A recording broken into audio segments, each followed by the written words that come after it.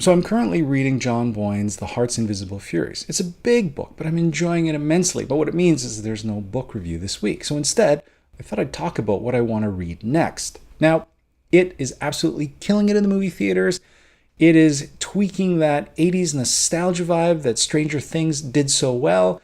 And frankly, it doesn't hurt that the entire movie was all shot within an hour's drive of where I live, including my childhood watering hole, the Elora Gorge. And the PR campaign behind this movie has been absolutely genius.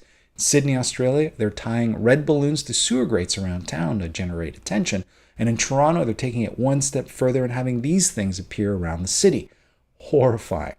So I'm thinking, yes, I'm off to the bookstore to pick it up. And then, holy crap, this thing is huge. I own smaller dictionaries. So I slowly back away from the bookstore. But later I'm thinking about it. It's like, I shouldn't be intimidated by these bigger reads. The Heart's Invisible Furies, huge, but I'm loving it so far. My favorite read of this year, Pachinko, also a chunkster. So I'm back to yes, until I'm talking to a friend of mine and he wonders aloud if how they're going to shoot the orgy scene in the movie. And I'm like, what? Apparently the kids you see in the trailer all have sex with that one girl. And I'm like, WTF? Hard no. I mean, this clearly came out during King's alcohol and cocaine-fueled binge.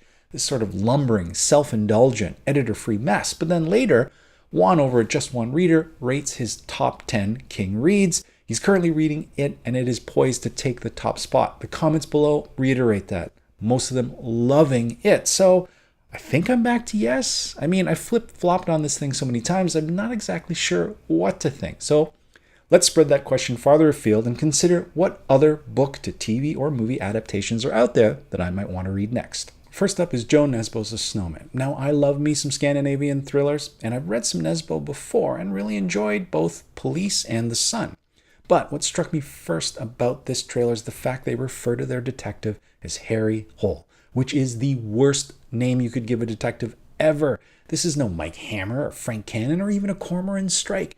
Frankly, I like my detectives the way I like my shower gels, to have names with a bit of manly umph. When I shower, I insist on things like anarchy, cool temptation, swagger, and steel courage. So Nesbo can take his detective and shove it up his hairy hole. But what makes this worse, indefensible even, is the fact that the Norwegian pronunciation of his last name is Hula. Harry Hula.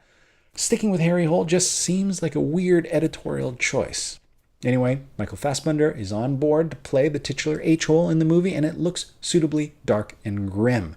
Fassbender is a great actor, but it just seems to me he's one looking for a franchise where he can cash some checks. He's been Magneto in X-Men, which has been uneven at best. First Class was first-rate, but Apocalypse was an abomination. He's been two progressively bad Alien movies, and he completely whiffed on Assassin's Creed, so I doubt we're going to see a franchise there. Now, with The Snowman, he still has a catalog of nearly a dozen Harry Hula thrillers that Nesbo's already written. So if this movie does well, it warrants perhaps another kick at the can a la Jack Reacher. But if it doesn't, I fully expect Fassbender to be next in line to play Bond after Daniel Craig takes one more kick at the Bond can. Lovecraft Country by Matt Ruff, which is set to be adapted by Jordan Peele for HBO. Jordan Peele, of course, is the director of Get Out, which I finally got a chance to check out.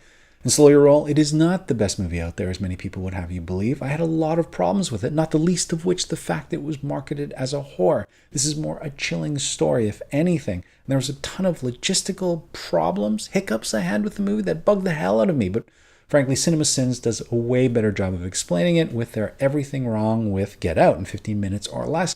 Check it out for a full spoilery review. Nonetheless, I still thought it was a fantastic movie with lots of knowing winks to the genre.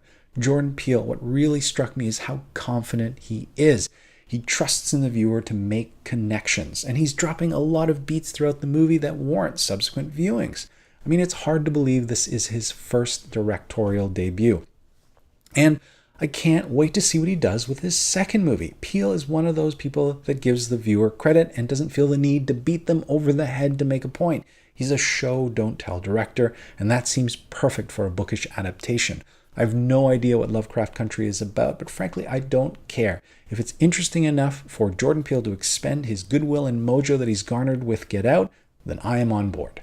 And finally, Today Will Be Different by Maria Semple, set for HBO with Julia Roberts already attached to it. Ah, Julia. For some reason in my mind, I imagine she has a raging hate-on for Reese Witherspoon. Both are Academy Award-winning actresses with a penchant for bookish adaptations, but while Reese frankly is killing it, Julia always ends up a day late and a dollar short, and frankly, I think she wants nothing more than to show up that little southern fried dumpling. She starts off with Elizabeth Gilbert's Eat, Pray, Love, which was resoundingly panned at the theaters. Meanwhile, Reese comes back in with Cheryl Strayed's Wild and absolutely kills it. So fine. Julia gets back up to deck and figures she'll hit the middle school route with R.J. Palaccio's Wonder. I really like the book, but frankly, I could care less about a movie adaptation. It's set for a November release with Owen Wilson as a co-star. Meanwhile, Reese has Oprah Winfrey and Ava DuVernay's A Wrinkle in Time set for a March release. So I'll leave it up to you to consider which of those two is going to do better in the theater. Now, believe it or not, I've actually never read A Wrinkle in Time, but I figure I can pick that one up closer to the release date.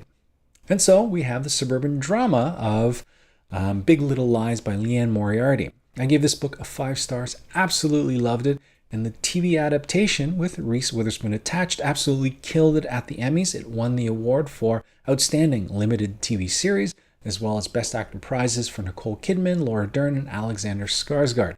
So you know Julia saw that and wants a piece of that action with a suburban drama of her own with Today Will Be Different.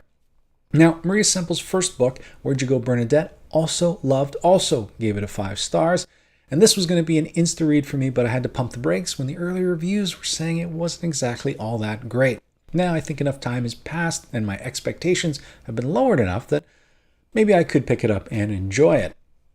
So we shall see. But when it comes right down to it, Reese strikes me as a reader's reader. Lately, she's been on social media hyping Celeste Ng's latest book, Little Fires Everywhere, while Julia is busy buying up the cover of People magazine's Most Beautiful Person in the World. So there you have it. I mean, there are some other book to movie and TV adaptations that are coming up. There's Crazy Rich Asians by Kevin Kwan, The Miniaturist by Jesse Burton. That's finished wrapping over at PBS, but there's still no release date yet. The 12 Lives of Samuel Hawley by Hannah Tinty, set for a TV adaptation, and no less than Barry Jenkins of Moonlight fame is set to adapt Colson Whitehead's The Underground Railroad. So lots to choose from, but if there's any I missed or any other adaptations that you're looking forward to, let me know in the comments below, and let me know, are you one of those people that has to read the book first? Anyway, in the meantime, I hope you all have a great week of reading, and we'll talk to you soon.